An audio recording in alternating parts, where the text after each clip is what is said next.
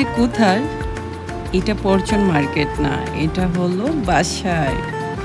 এবার আর পরচুন মার্কেটে মেহেদি মেলায় অ্যাটেন্ড করি নাই, আবার বাসায় মেহেদি মেলা করেছি।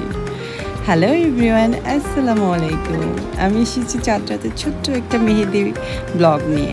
এটা হলো আমাদের বাসায় হঠাৎ করে প্ল্যান করলাম যে একটা বাসায় মেহেদি আর্টিস্ট ডাকা হোক। এই গরমে তাপমাত্রায় বাইরে গেলে কষ্ট হয়ে যায়। যেমন ভেবেছি তেমনই মেয়েকে ফোন দিয়েছি রাত 10টায়, ও পরিচিতির মধ্যেই ছিল, তো দেন চলে আসছে। আর সেই যে বাসায় ছোটো বাচ্চাদেরকে আগে মেহেদি পড়ানো হয়েছে, কারণ ওরা অনেক বেশি এক্সাইটেড, আর ওদের জন্যই তো ইম্পর্টেন্ট ঈদ। এদেরই তো ঈদ, আমাদের আসলে কিছুই না, আমরা তো শুধু এদের অংশীদার। যাই হোক, বছরে দুবারই আমি মেহেদি পড়ি, দুটা ঈদে। যদি সুস্থ থাকি, ভালো থাকি, সবসময় আলহামদুলিল্লাহ যেমন থাকি, যে অবস্থানেই থাকি, আমি চেষ্টা করি সেই জায়গাটাকে, সেই মুহূর্তটাকে এনজয় করার। আসলে এত ধৈর্য ছিল না, আমি ফার্স্টে দিয়েছি, কারণ আমার অত ধৈর্য নাই বসে থাকা লং টাইম ধরে। তো ওর মতন করে একটা মেহেদি ডিজাইন, শর্ট ব্রাইডাল মেহেদি ডিজাইন সিলেক্ট করে দিয়েছে ওর মতন করে। ছোটো বোনেরটা যদিও সিলেক্ট করেছে, সেজন্য ওটা বেশি সুন্দর হয়েছে, সময় নিয়ে ধীরে সুস্থভাবে দিয়েছে।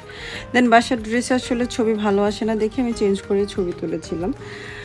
যাক, এই যে বাচ্চাদের ছবি, এই হলো আয়নের হাত, এই হলো জাওয়াদের হাত, এই হলো জাওয়াদ জিজু, এই হলো জাওয়াদের হাত, এটা জিজুর হাত।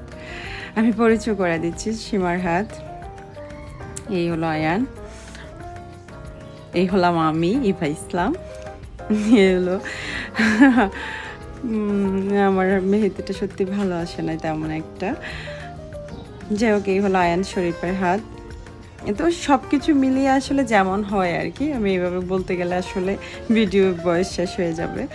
তো সুন্দর ছিল, মেহেদি আর্টিস্টও ভালো ছিল, যে জন্য ওর উপরে কনফিডেন্স ছিল। এতগুলো মানুষকে সে 2-3 ঘন্টা মেহেদি দিয়ে শেষ করেছে। আমার আসলে ঈদের ড্রেস পরা ছবি ছিল একটা, সেটাও মানে অ্যাড করে দিলাম, যদি আমি ওই ব্লগটা আরেকটা অ্যাড করব পরে। যাই হোক, কেমন হলো আমাদের এই হঠাৎ প্ল্যান, হঠাৎ করে বাসায় মেহেদি আর্টিস্ট ডেকে মেহেদি পড়া, ঈদ উদযাপন করা। আমার কাছে মনে হয় এইটাই ঈদের আনন্দ। কোরবানি ঈদে তেমন করে আর ঈদের আনন্দ হয় না। এই হলো আমার ছোটো বোন, ওর মেহেদিটা কি সুন্দর হয়েছে, আমাকে অবশ্যই।